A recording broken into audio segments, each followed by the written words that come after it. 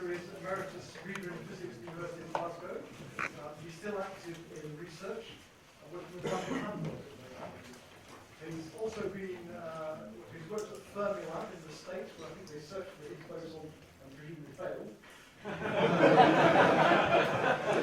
Sorry, that's all right. So he has also worked at CERN, but not at well, I wasn't on that. Yeah, but you were working at CERN.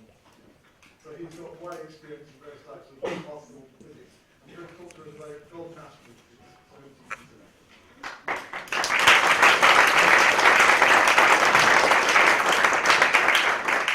Thank you very much. It's a very great pleasure to be here.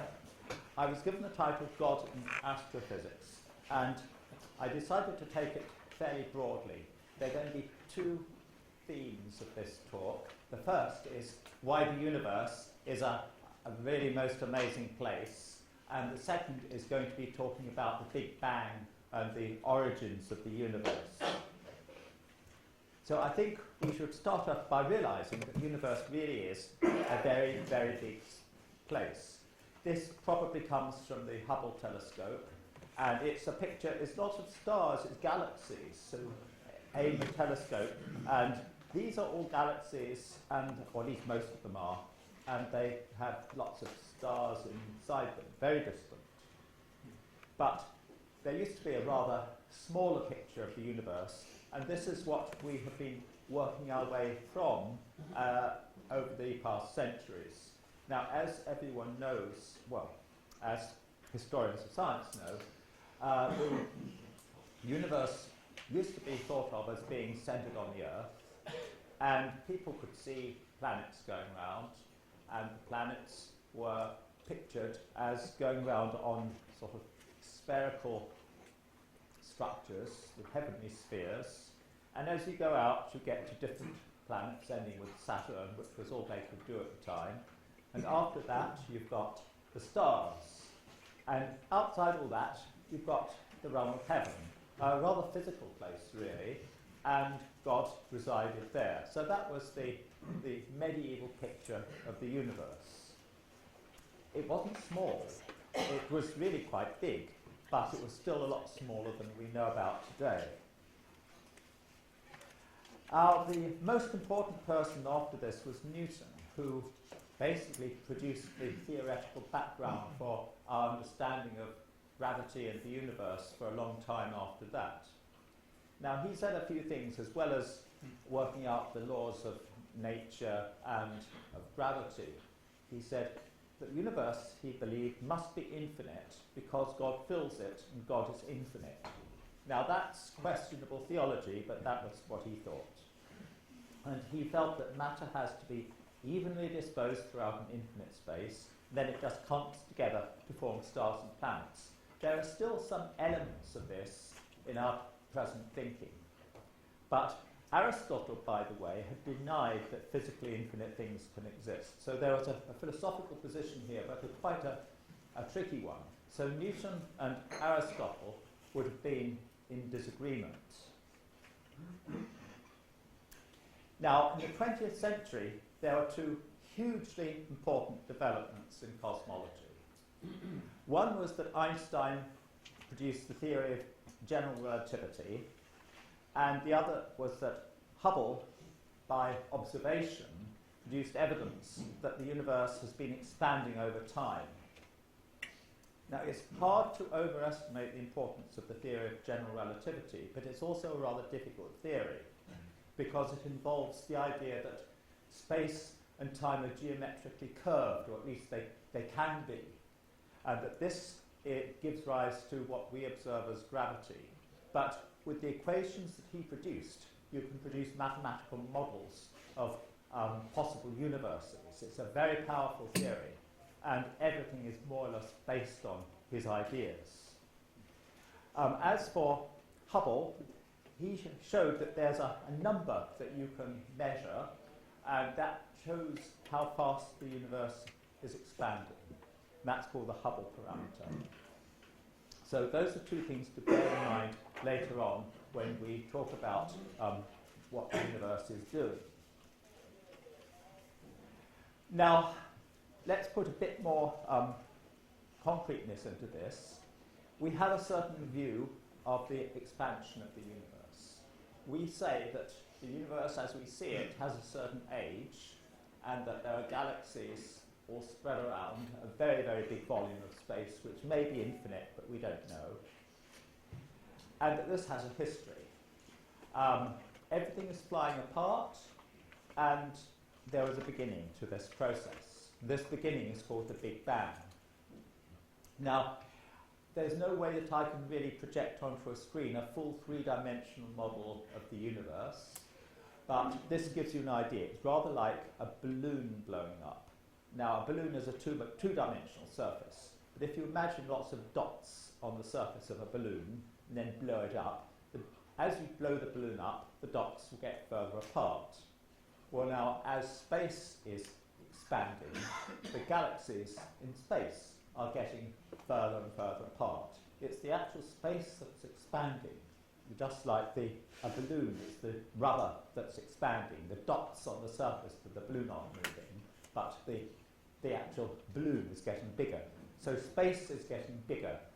You could imagine a small condensed lump of a fruit loaf in an oven, and as it cooks, the fruit loaf gets bigger and bigger, and the little currents inside the fruit loaf get further and further apart.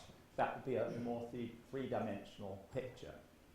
But this is what you have to imagine, and at the start there is an incident which is called the Big Bang. It has to have had a beginning of some kind.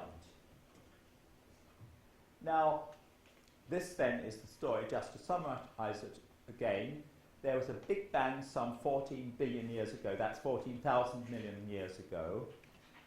I should add that present measurements suggest that this expansion looks like it's going on forever. Of course, there could be more measurements that disagree with this, but this is the current state of experimental astronomy. Put a lot of information together. It looks as if it won't come back together and crunch together and then oscillate. It looks as if this is the final ultimate expansion. It's very, very large. Open or closed means infinite or finite. In any rate, we can only observe a certain portion of it. There's also something called the microwave background, which I'll come back to. This is everywhere around. If you have microwave aerials, rather like radio telescopes, but detecting microwaves, they will detect this radiation coming to us from everywhere. I mean, with our eyes on a nice day, we can see that the sky is blue, but the universe is microwave coloured.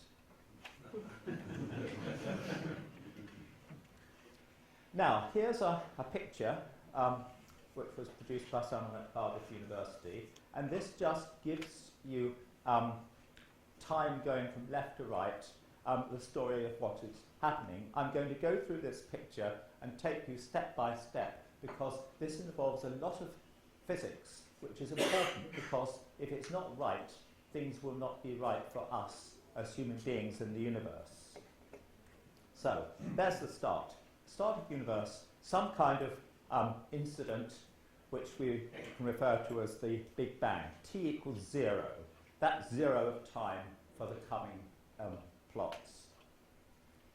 Now, a tiny interval after this, now this is really a very short interval of time, it's believed by most people that there was a different sort of expansion going on, which suddenly made the whole thing go quite relatively big, very, very fast.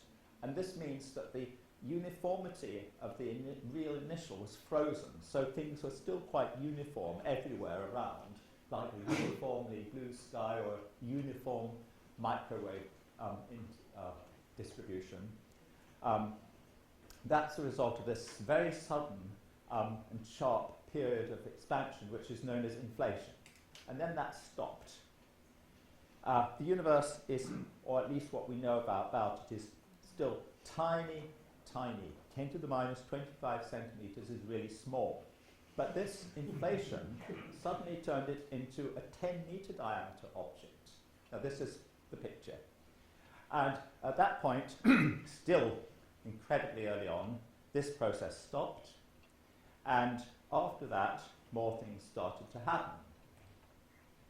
Well, what happened after that was that the quantum fields that are supposed to have caused this sudden inflation process sort of decayed and decomposed and formed elementary particles, quarks, gluons, and so on. I'm not going to talk about elementary particles. These are names you may have just heard of, but they will have been formed at this time, probably out of the quantum fields, but this is all under debate. There are, in fact, a lot of different models of inflation. It's not like general relativity. There's just one general relativity, and over the decades, a few variations were invented.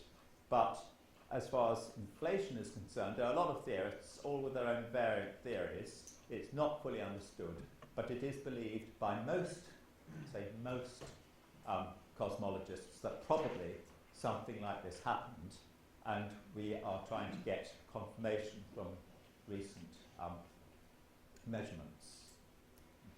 Anyway, that's up to 1/1,000,000th of a second. Get all the elementary particles, or at least the quarks. Now, after about 3 seconds, more particle processes have occurred, and by now, pretty well all the protons in the universe have been formed. There are neutrons as well. Neutrons are unstable. They decay after about 10 minutes. So what you have then is protons. Now, you and I have got a lot of protons in us. For example, a lot of us is water, hydrogen and oxygen, and there are protons in the hydrogen. So the protons in the hydrogen that we're made of pretty well date from 3 seconds after the beginning of the universe. Now, after that, we have the process by which light atoms become stable. Before then, you have protons forming slightly heavier atoms like deuterium and helium. So that sort of light atom, they now exist and they are stable. They are not always being decomposed into their nucleus and their electrons. There's a lot of radiation about, and this radiation has now cooled down so that it's no longer powerful enough to knock electrons out of atoms, so you have stable atoms. So at this point you have quite a lot of hydrogen and deuterium and helium. The radiation, it's very hot, it's like a big oven, and the radiation is now sort of infrared visible wavelengths. Now it's that radiation which has stayed around forever after that. As the universe expands, the wavelength of the radiation expands with it, and what you're left with now is microwaves. So the microwaves now are the expanded wavelength version of what was once upon a time, let's say, visible light. At that point, 400,000 years after the initial Big Bang. Now, very important thing is after about 400 million years, hot and heavy stars form. So all the material that is now floating around has condensed together, and it's formed a lot of heavy stars. These stars are, let's say, 100 times the mass of the sun. That's quite big, and a big, hot, heavy star has a rather fast rate of developing. It burns up its fuel, that's hydrogen, helium, pretty quickly, and when all the hydrogen has gone, then the star becomes unstable because there's no more radiation inside it to stop it from collapsing in a gravitational event. But when that happens, more processes start to occur. In fact, the star explodes. If it's really heavy, it could end up as a black hole, and some people think that this is the origin of black holes at the centres of galaxies, but in any case, most of them will just explode. Suddenly more powerful processes forming heavier elements will start to take place. And this is absolutely essential because without heavier elements, we would not be here. Heavy elements means carbon, oxygen, nitrogen, anything that's heavier than helium. So all of that seems to have occurred, or most of it, when this first generation of stars became unstable, and in its final death throes, it just emits vast amounts of all kinds of elements, which were then just floating around the universe as sort of dust and matter. And after that, this material could now condense to form a new generation of stars and galaxies. So that would have happened, let's say, after 1,000 million years, 1 billion out of the 14, which is the history of our universe. So galaxies start to form, and smaller stars. Our sun is not so old as that, but we can actually observe very distant objects which are also very ancient. It's taken the light so long to get to us. We can observe galaxies, and I think it's pretty well just galaxies, back to this point at present. And maybe with more powerful telescopes you can take it back a bit further. But we can't go back to the Big Bang with telescopes. The best we can do is observe this background radiation and look at its properties. So now we've got, as it were, life as we know it in the universe, stars of the kind that we're familiar with, and eventually our sun gets formed. So over the period of millions of years, smaller stars and planets and stuff just condense out. The planets go round stars, and they are mainly made of the heavy elements, that is, anything heavier than helium, which were formed by the first generation of stars.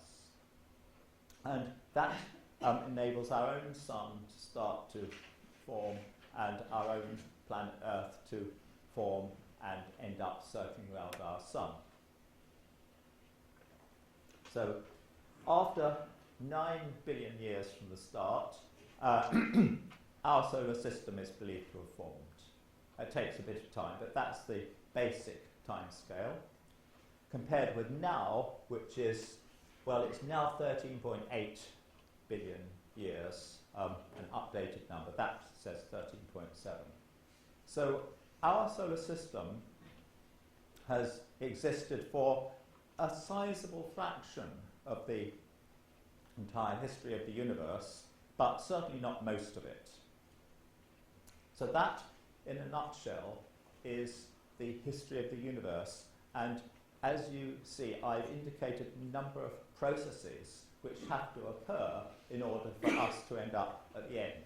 And I haven't yet begun to talk about things like chemistry on our planet.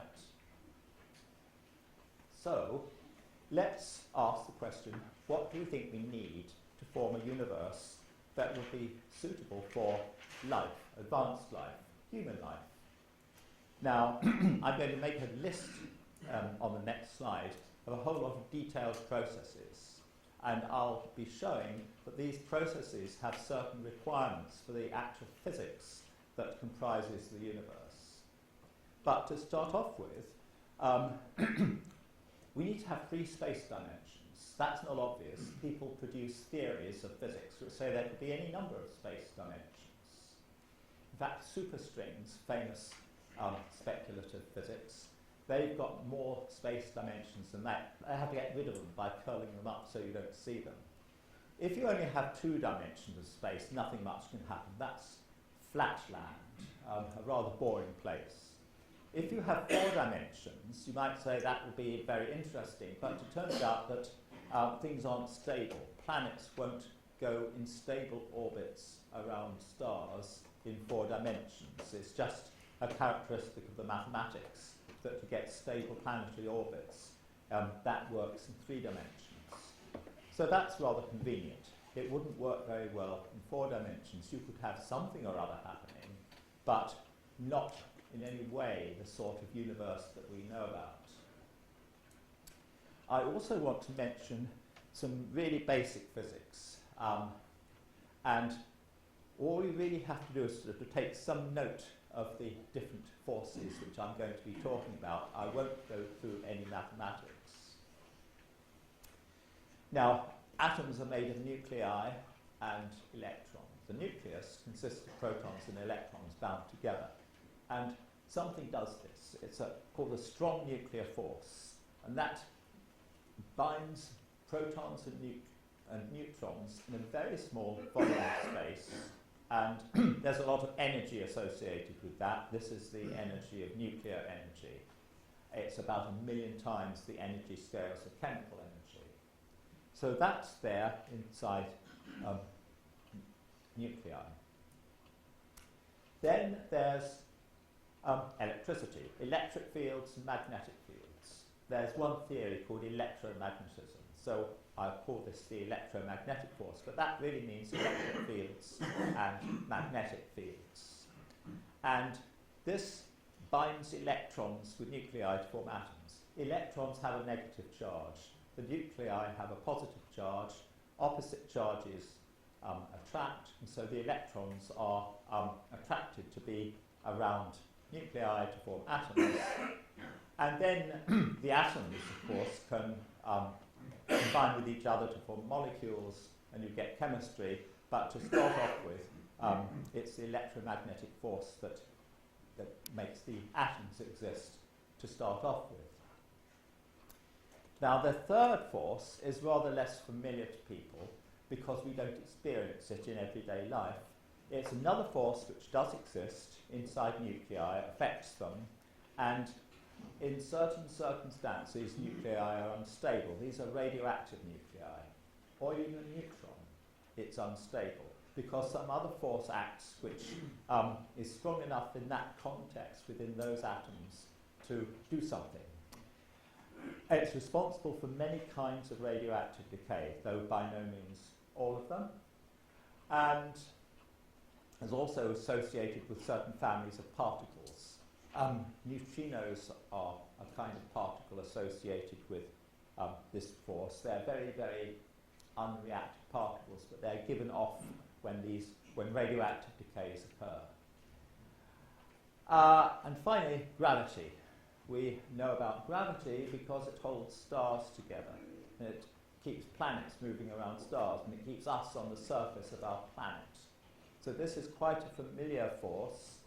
Einstein dealt with this in his theory of general relativity, but for present purposes, it has a certain strength because there are physical constants which have a certain value which determine how strong gravity is. In fact, there are physical constants, part of the universe, which say how strong each of these forces is. So the nuclear force has a relatively big number associated with it, which says it's a strong force. The electromagnetic force has a smaller number associated with that, which goes in the equations, that says it's a less strong force, and the weak force again. So there's mathematics behind all of this, and it's quantifiable, and these forces are not necessary. There's no logical reason necessarily why a force should have the strength it does, but we observe what we observe.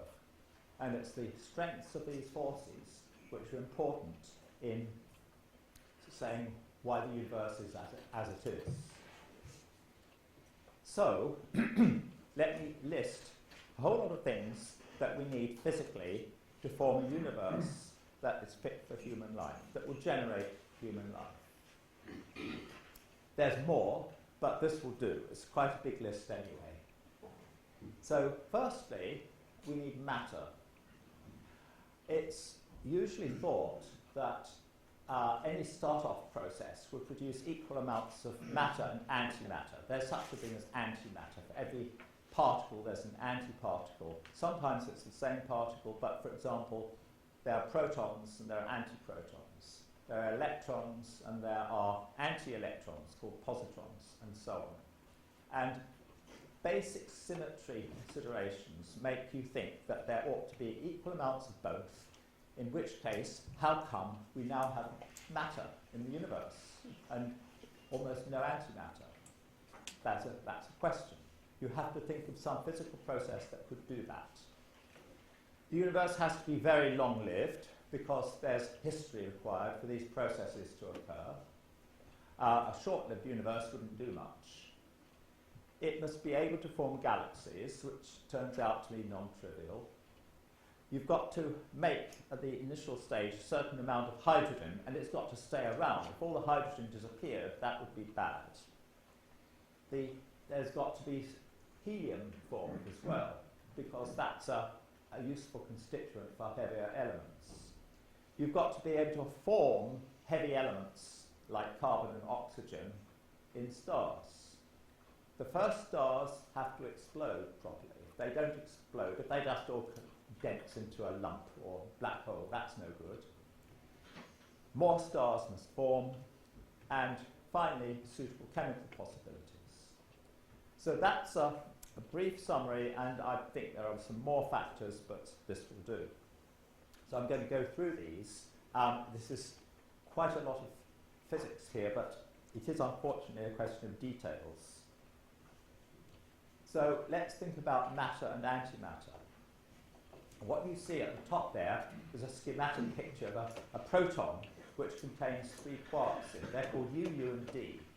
A neutron has 3 quarks. They're called U, D, and D. It's a different mixture. And they're held together by this nuclear force. Now, that's all you really need for us to exist.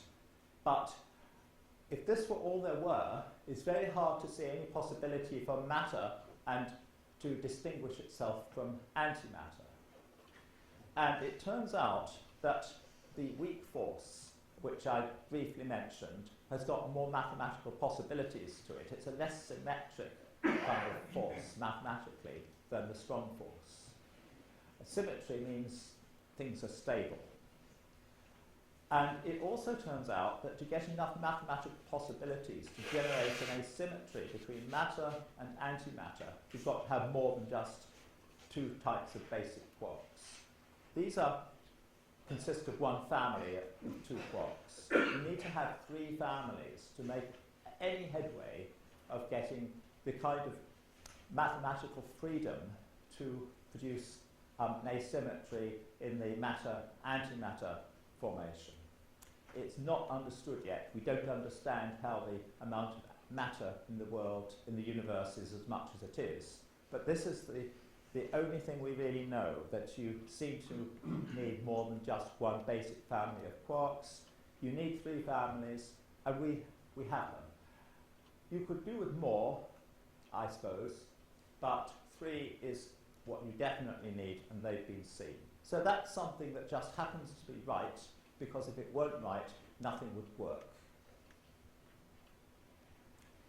The universe has to be long-lived, as we've seen, because you need billions of years of processing to get planets like ours to form. Now, this, it turns out, has to do with the density of energy and matter in the universe. And I'll say a little bit more about this in a minute, but if the universe has got too much energy and matter in it, gravity would pull it back very quickly as it started to expand. There would not be enough time for anything very interesting to happen. On the other hand, if the density of the universe were too small, it would just keep on flying apart. It's Einstein's equations which govern all of this. And if it flies apart too quickly, then there's not enough matter around to form galaxies. It's all too diffuse. So there's a happy medium here where the universe will be old enough and dense enough to form galaxies. It is quite conceivable that you might not have a possibility at all, but you do have. There's a standard value of this number, which is usually sort of tweaked a bit, and we say that is 1. And relative to this number, Martin Rees in his book about 6 numbers says it's got to be within about 10% or so of the value that it's got. This corresponds, in fact, to flat space without any curvature overall. And if it were too big, then the universe would collapse back. If it were too small, it would fly apart too fast. It is flying apart, but we've still got our galaxies. So it had to be just right for that. Now, this 10% value is what it is now, roughly speaking. But after 1 second, things were much more sensitive, and it had to be right to about 1 part in 10 to the 15 after 1 second's worth of universe. That's very precise indeed. Anything else would have become unstable, and you'd have had the universe either collapsing back or expanding too fast. Now, one reason why the universe is as flat as that is this so-called inflation process. But even so, you've got to get the mathematics of the inflation right. So there are things here which we don't fully understand, but it's rather lucky that it's roughly as it is, because if it worked, we wouldn't be here.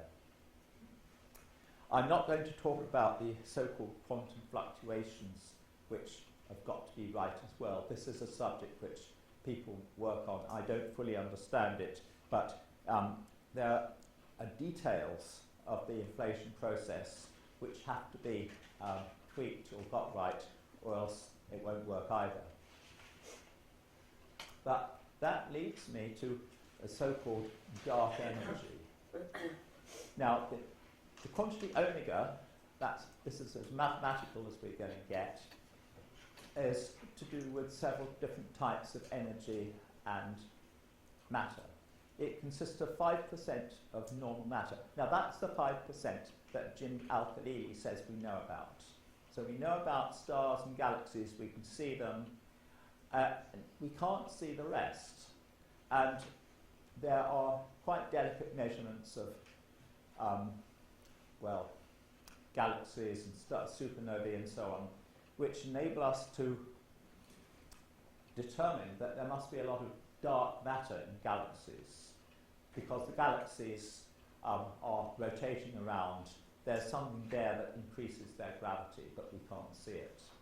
The rest is so-called dark energy, which we don't understand at all, because dark energy ought to be so-called quantum fields. These are fields that are supposed to exist everywhere in space, and they can give rise to phenomena. The Higgs particle is supposed to exist everywhere as a kind of uniform field.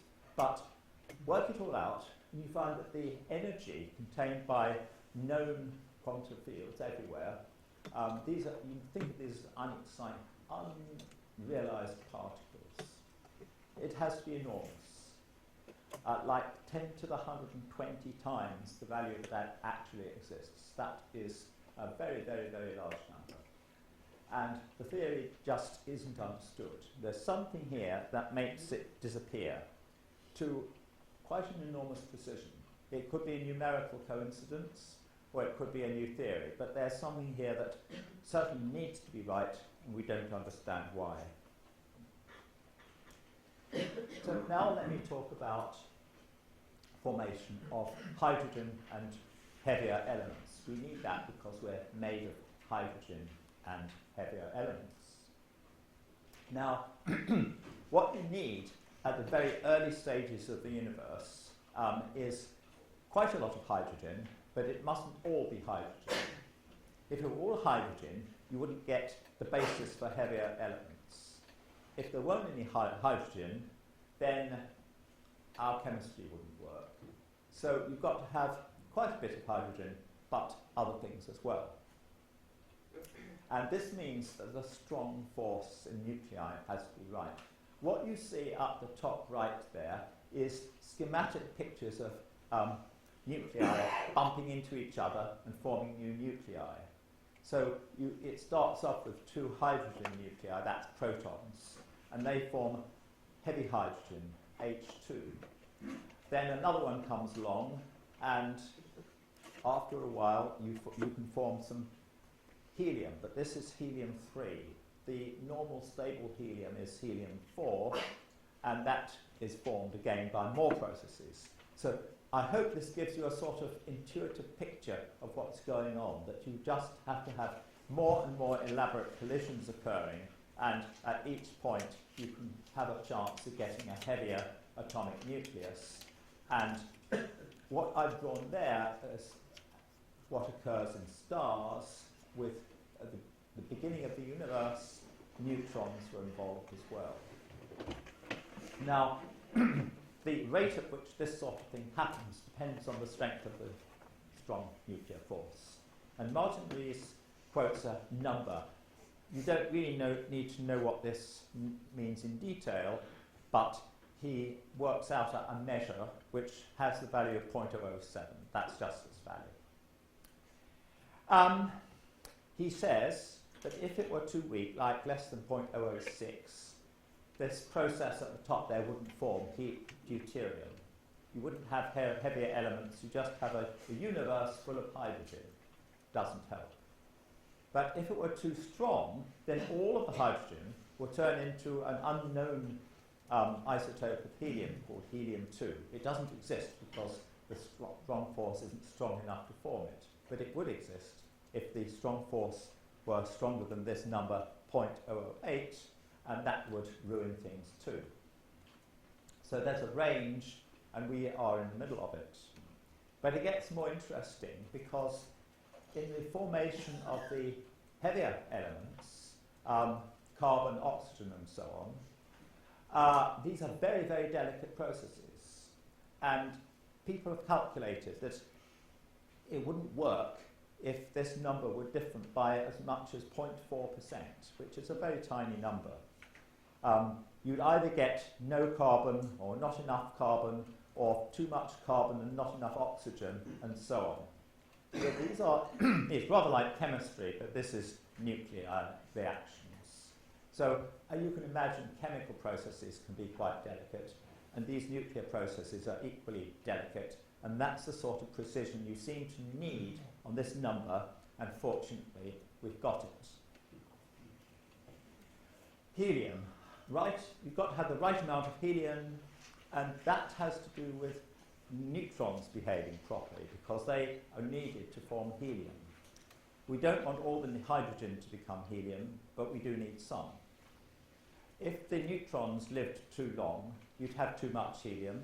If they didn't live long enough, you wouldn't have any. So the force that governs the lifetime of the neutrons, that's the weak nuclear force. It's got to be about right. I haven't, unfortunately, got numbers for this, but there's certainly a right range which we've got to satisfy, and it's okay. Now, the first stars must explode properly. Now you have to do some real astrophysics and try to model the kind of process that can make the stars explode properly. It's not got to be a sort of damp squib and just sort of do a few things and then collapse. But you do have to have an explosion. And it seems that the neutrinos are quite critical here. Although they don't react very strongly, they are critical in this process. They've got to drive off the outer layers of the stars in this big explosions, but they've actually got to reach the outer layers. If they reacted too strongly with stuff, they wouldn't reach the outer layers. But they've got to reach the outer layers, then they've got to interact just strongly enough to drive off the outer layers. So this is like designing a firework. People spend their hobby hours designing fireworks. Apparently it's not easy. If you get the mix of your chemicals wrong, your firework won't work properly. And this is a gigantic cosmic firework, and it's got to have the right properties, otherwise it won't work properly. You've got to have the right mix of stars. You've got to have the early, long, short-lived big stars, and you've got to form long-lived smaller stars. If all the smaller stars were short-lived, our planet would be cold and dead by now. Our sun would have burnt itself out. This apparently depends on the gravitational and electric forces being in a suitable ratio. This ratio is tiny, but if it's very different from this number, 10 to the minus 40, then things won't work. You'll either have too many big stars and not enough small ones, or the other way around. So that's got to be right as well. There's a whole series of processes in the universe, all of which depend on these basic forces in different ways, and all has got to be roughly right. Now, I can't say much about chemistry, partly because I'm not a professional chemist, but it's clear that organic chemistry can have some very delicate properties which depend on the mass and the charge of the electron relative to the proton. You can get an idea, for example, heavy water is deuterium oxide. You've got a different kind of hydrogen in your heavy water compared with normal water. If you were to drink heavy water, it wouldn't do any good. You die of thirst because heavy water can't drive organic processes. Yet all you've done is take ordinary hydrogen, a proton and an electron, and replace the proton by a heavier nucleus, a proton and a neutron. That's deuterium. So that's quite a subtle change, but it won't drive organic chemistry. So this is very complicated to be sure about because chemistry is such a complicated subject. But clearly there are things here which have got to be right and presumably logically don't have to be. So the conclusion so far is that although it's hard to judge the position on all of these requirements, they do demonstrate that our universe could have had numerous possibilities to go wrong, but hasn't. All of these possibilities seem to be tuned in various ways to make advanced life possible. So why? This is called the anthropic principle. Anthropic means to do with the human race. Well, it could be that there's just one theory of everything, only one way to do it, and that does all this. That would be amazing. You can't exclude it, but we haven't got that theory. You could have a creative intelligence behind the universe. So perfectly reasonable to say that of the various possibilities, God has created the one that works. And or you could say, oh, there are zillions of universes. We live in the one that's right for us. People say this. Of course, God can create a multiverse as well. So you don't really get rid of God by talking about a multiverse. But this is hardly a scientific theory right now. This is because how on earth can you hope to observe the existence of 10 to the 500 universes? Yes, 10 to the 500 is the kind of number that people are putting out. And even then it's not completely clear that the theory will work. So this is a sort of open questions here, but you can choose what you think. You can believe that there's a creative intelligence. If you prefer, you can believe in a multiverse, but I don't think that gets rid of the idea that you need some laws of nature to make all the possibilities. So you don't really get rid of God, you just postpone God to somewhere else if you believe in a multiverse. But it's hardly a scientific hypothesis right now. Now, that's the end of the first part of this talk. I'd like to say a few brief things about the Big Bang itself, because that seems to be the start of the universe. And there's a very celebrated argument that says that if something starts, then it must need a cause for it to start. The universe has come into being, so it must have a cause. And if you like, you can identify this with God. Now, that's a further step in the argument, but it's one that many people have found, well, reasonable. So this is called the Kalam argument. That's an Islamic term. I think it means the scholarly argument, and it dates from Islamic scholars around the 9th to 11th centuries. Now, the interesting thing is that as far as our own Big Bang is concerned, almost everybody accepts the argument as I've stated it, except to say what actually caused the universe to happen. Pretty well everyone will say, yes, the Big Bang must have had a cause. So what was the cause? If you don't like the idea of God creating the universe, or let us say an act of creation, I don't want to put God in time, but an act of creation starting at that point, then you're going to have to think of an alternative. Now, Hawking is aware of this. He said, a point of creation would be a place where science broke down. One would have to appeal to religion and to the hand of God. And a lot of people would fairly naturally say that. So if people don't like that idea, you've got to think of some alternatives. Now, there are a lot of cosmological hypotheses about the initiation of the Big Bang. My argument is going to be, and I'm just going to summarize things, is that these do not really seem to work.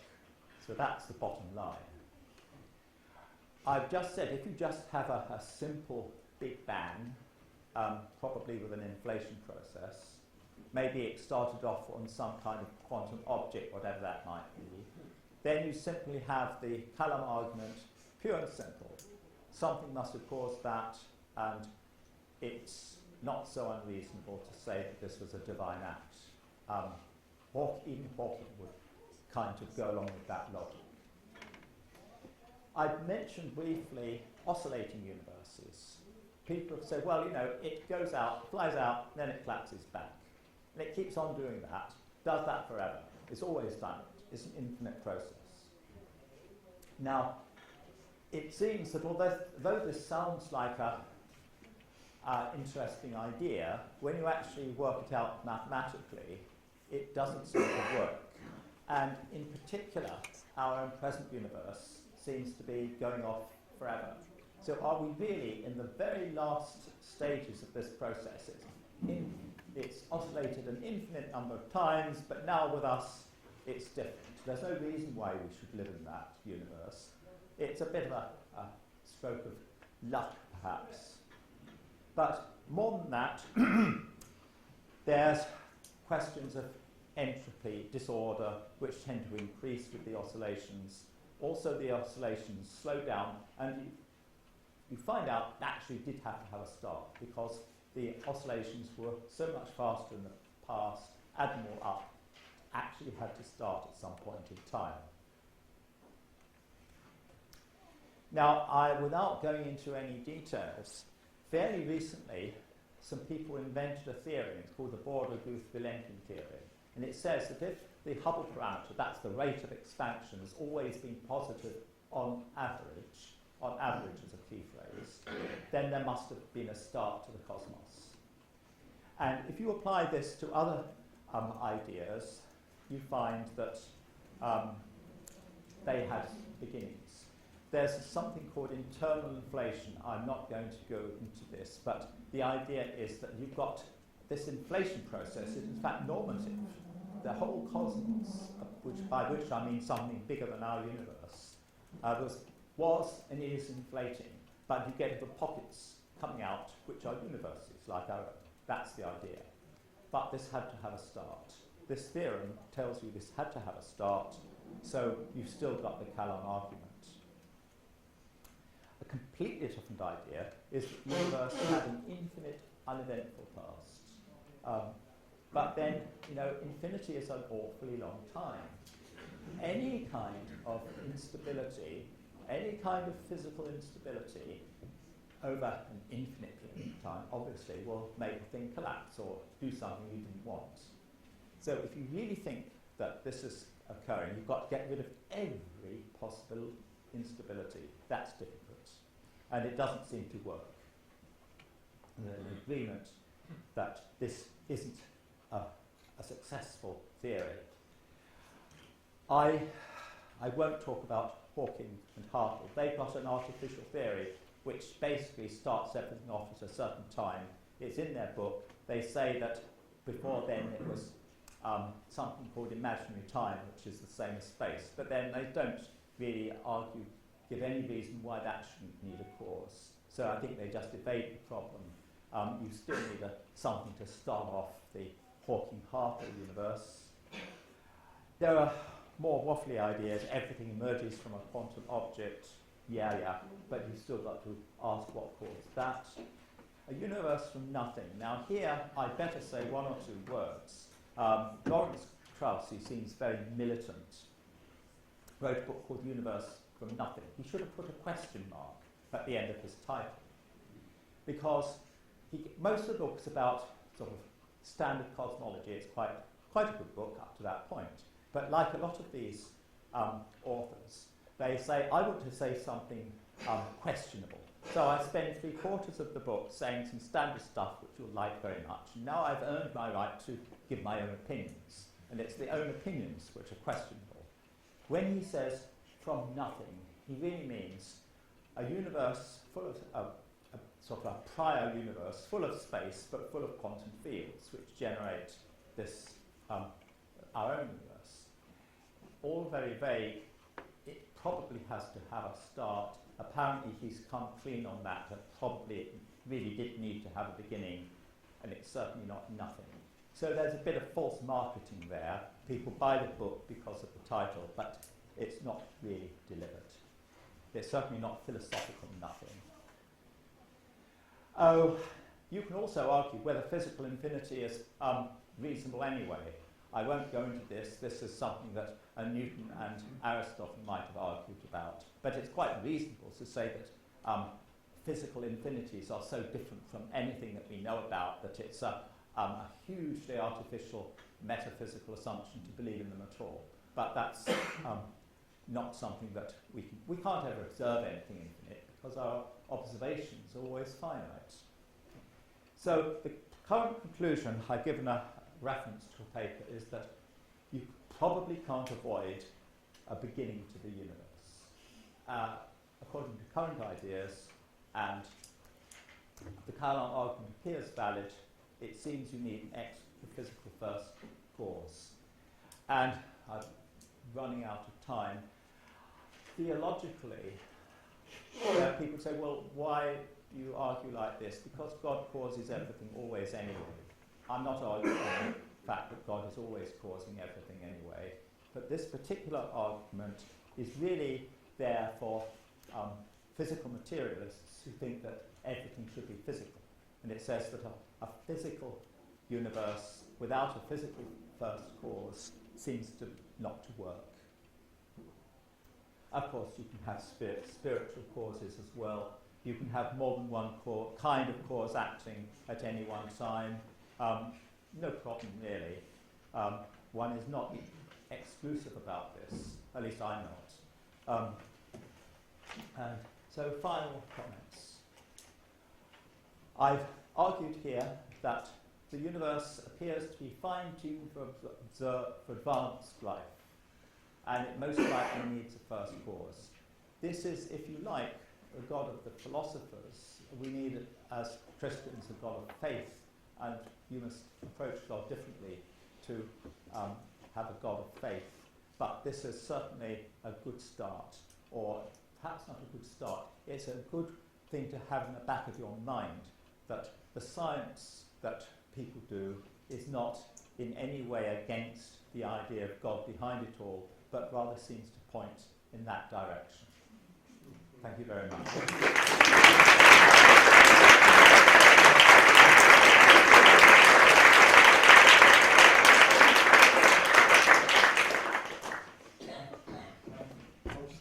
Before we go to questions, there's a book by Rodney Holder that's just been published, which Gail is holding up on the back.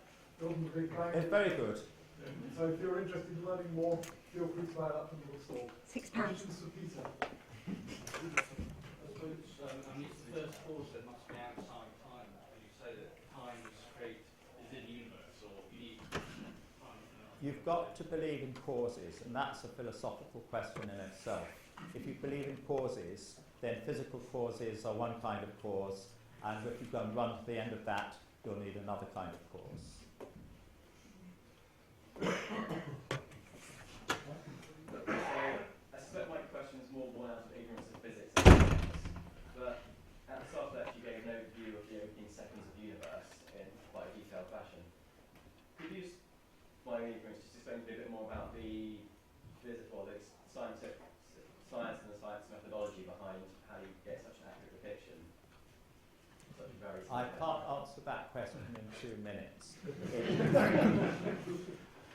To put this kind of picture together, you need to observe what the galaxies are doing. You've got to observe galaxies of a particular ages, old ones and new ones.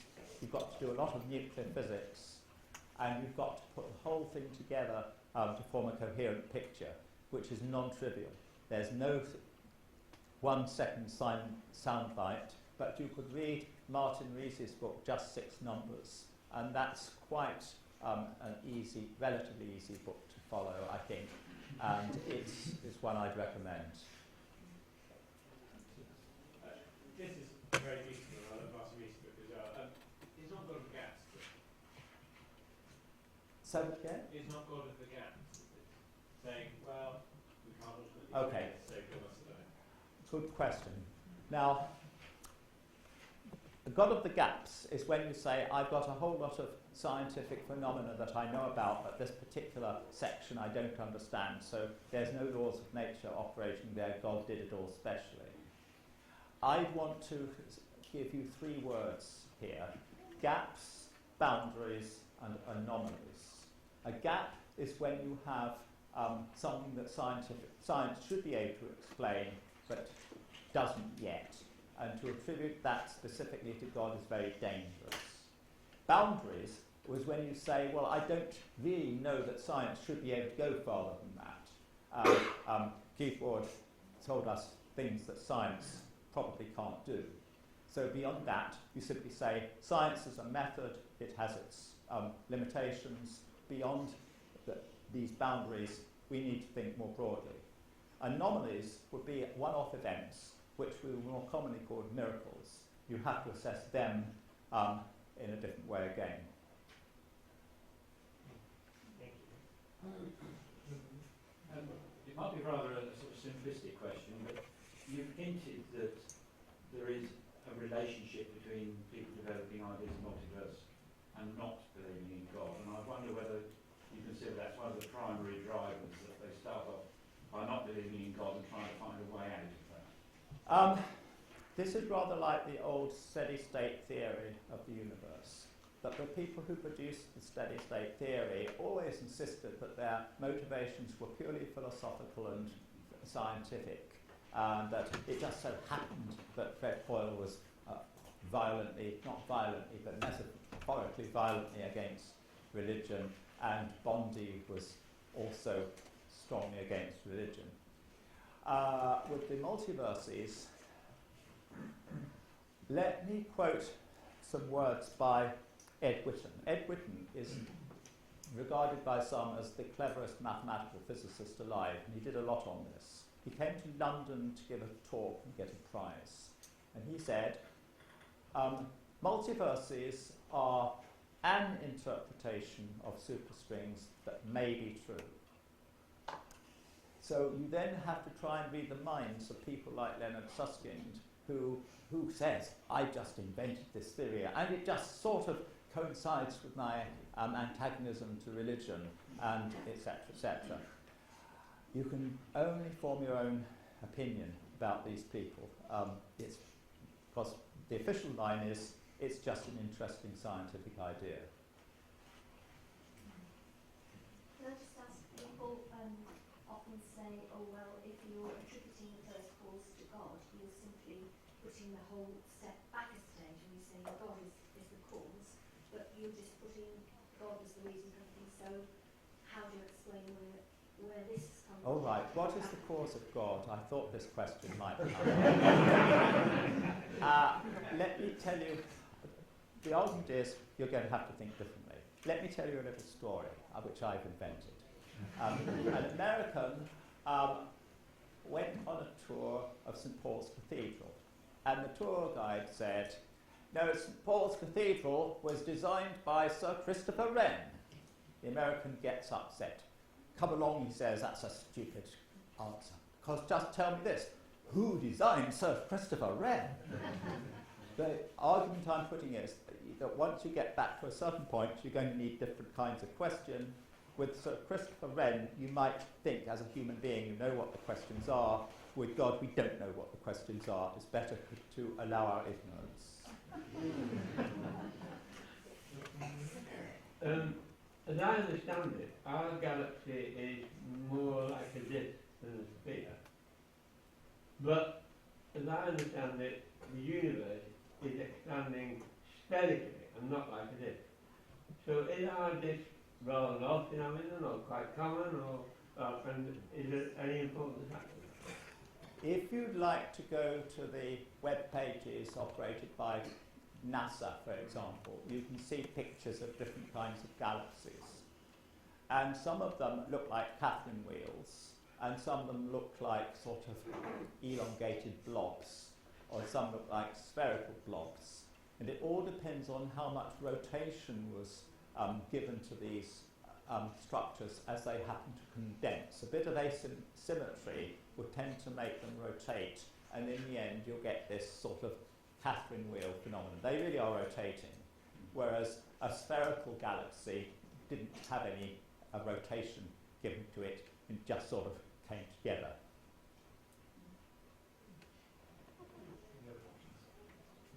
If the universe is expanding, like a sphere,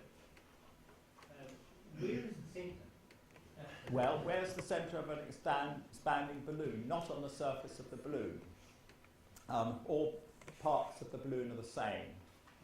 If you have a closed topological structure, you don't have to have a centre. It's a mathematical structure, and it's probably not possible to imagine this very well, except that if you were living on the surface of an expanding balloon as a little insect, and you could just move around and talk to your friends on the surface of the balloon, forget about high dimensions. This is all you've got, 2 dimensions with a certain kind of topology to them. There's no centre to that. There's only a centre if there exists an extra dimension, which we don't have to have in order to just define mathematically a 2-dimensional structure. It's like that in 3 dimensions, but you can't imagine it very easily. The universe will continue to expand on the theory. There are those that have suggested that there might come a point that it starts retracting. Comment on that? Yes, absolutely so. Until recent years, this is like past 5 or 10 years, people were quite open about the possibility that the universe might start to contract again. And you get to an idea that the universe will expand by putting together a number of different points of kinds of information to do with dark matter and dark energy, and forming a total picture. It's not intuitively obvious, but put it all together and see what kind of universe that implies, and it looks as if it's going to go on expanding forever.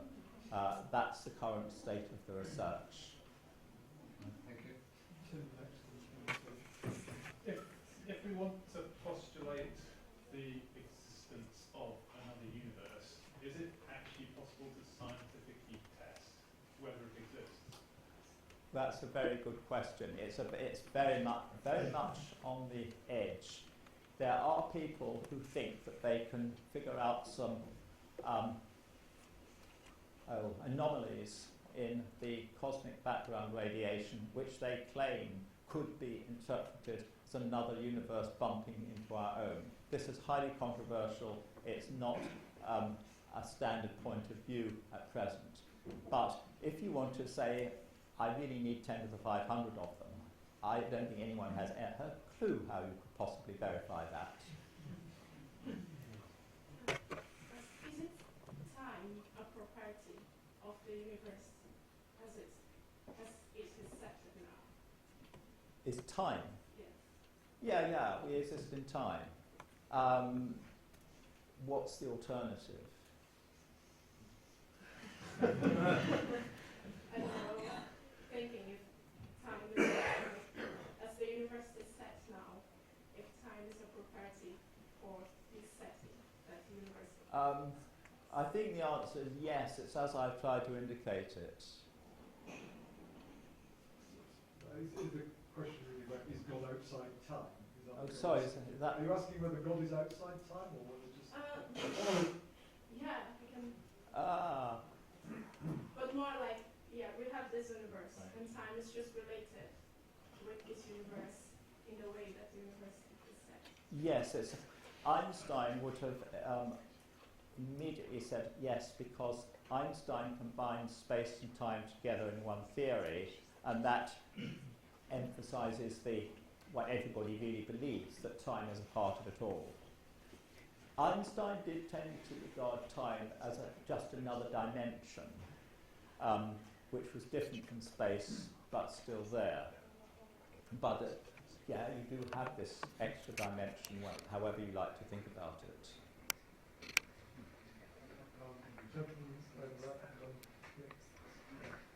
This universe story you've just presented, would you say, from your experience of other religions, like Hinduism, Islam, etc., is it more compatible with some form of religions than others?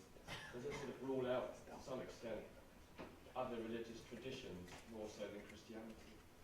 I think you could talk about these ideas very happily with Jews and Muslims. I'm not so sure about Hindus, because there's a Hindu tradition that things oscillate in time over a very long period. I haven't had a conversation with Hindus about this, but there could be an issue there that needs debating.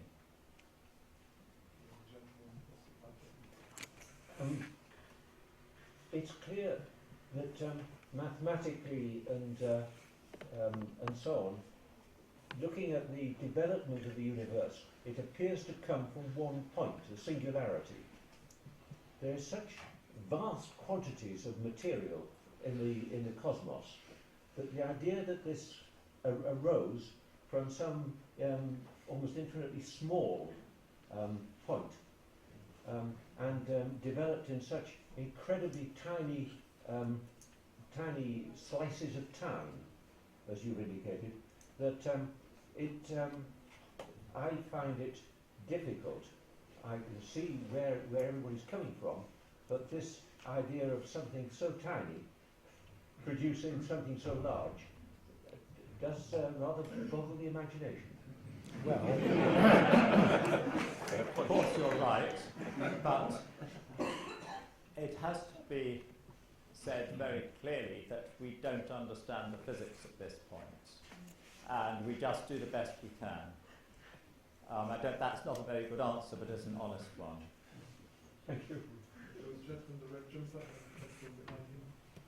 I think it's related to the last question, and I know it's not your field much, but I think Peter Bussey has the idea that there is a movement in the universe towards complexification, and this finds its apogee in the human person and the mind, and even the lower sphere.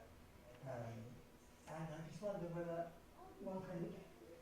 you ever look at it in those terms, complexification and actually leading something simple leading to something complex. That's where it relates to the last question. But with some kind of purpose to it. Well, as you suggest, I'm not an expert on Teilhard de Chardin, but I would say the following. You've got to be careful about equating complexity as such with more profound things. Something that was totally complex would be totally random. The interesting things about anything are the patterns that can be displayed, and you probably need a system that has a certain amount of potential complexity before it can display patterns.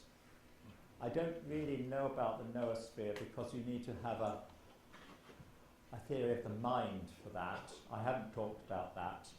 It's not part of physics. People who say that physics can explain mind, as we heard earlier, are just barking up a non-existent tree.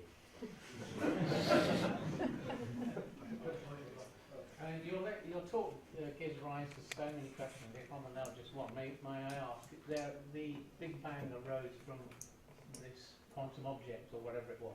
Whatever. And subsequently, the whole of space-time expanded from that.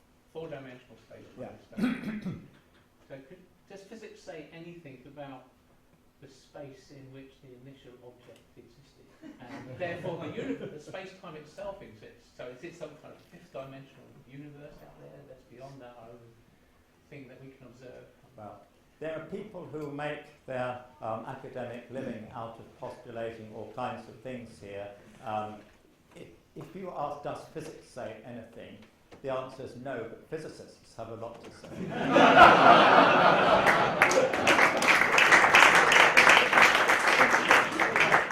I think that is a good thing. Break for lunch, so we'll have a lunch break now and we will be back by 1:15 for the next lecture. Thank you very much indeed.